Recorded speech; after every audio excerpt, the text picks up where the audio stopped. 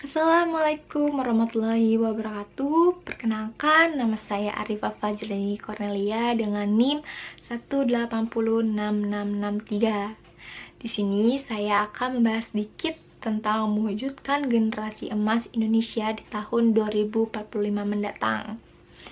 Nah, kalian pada tahu nggak di tahun 2045 nanti Indonesia akan berumur berapa? Nah, Indonesia akan berumur 100 tahun. Pada tahun 2045 nanti disebut jendela demografi, yaitu di mana jumlah usia produktif usia 15-64 tahun lebih besar dibanding jumlah usia yang tidak produktif, yaitu usia di bawah 14 tahun sampai usia 65 tahun ke atas. Nah, pada tahun 2020 sampai 2045 diprediksi bahwa angka penduduk dengan usia yang produktif itu bisa mencapai 70%, sedangkan 30%-nya itu usia yang tidak produktif. Nah, generasi emas Indonesia tahun 2045 ini telah menjadi impian besar untuk membentuk Indonesia yang mampu bersaing dengan bangsa lain dan juga bisa menyelesaikan masalah-masalah yang ada di Indonesia.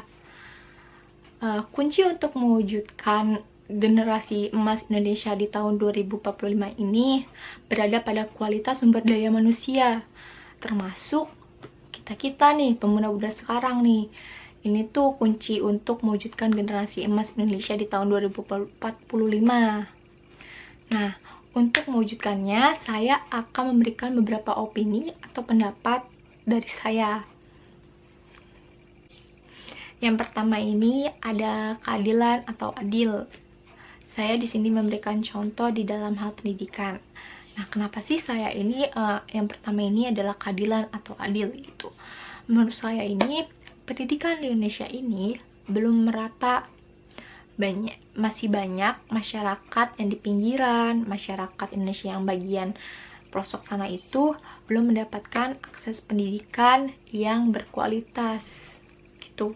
Coba kalian bayangin deh, kalau misalkan nanti di tahun 2045 nanti Indonesia masih belum bisa memeratakan fasilitas atau akses pendidikan di Indonesia gitu. Bagaimana coba nanti untuk mewujudkan generasi emas Indonesia tahun 2045 nanti itu ada pada di sumber daya manusia.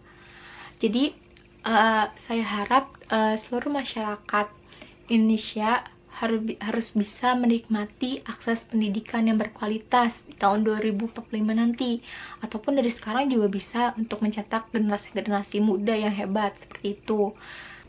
Yang kedua ini ada disiplin atau sikap disiplin.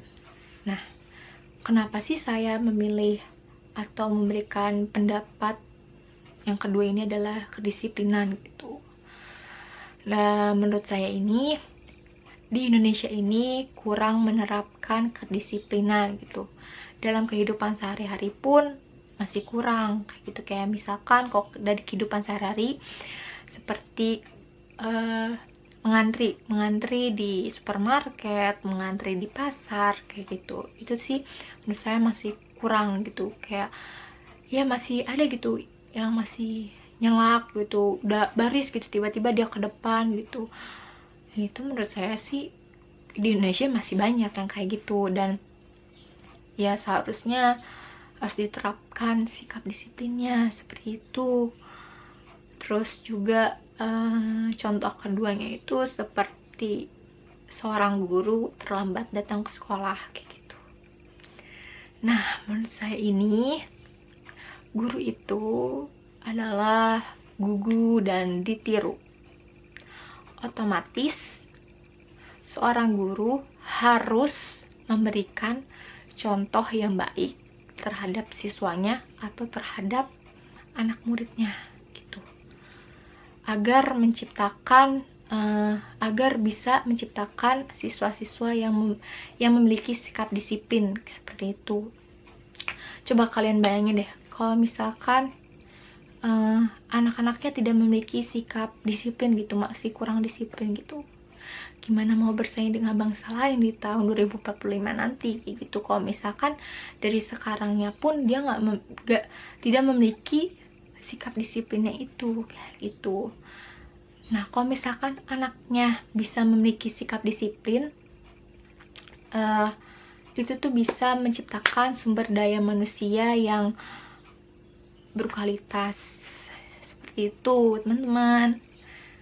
Jadi dua opini atau dua pendapat itu yang menurut saya seperti itu.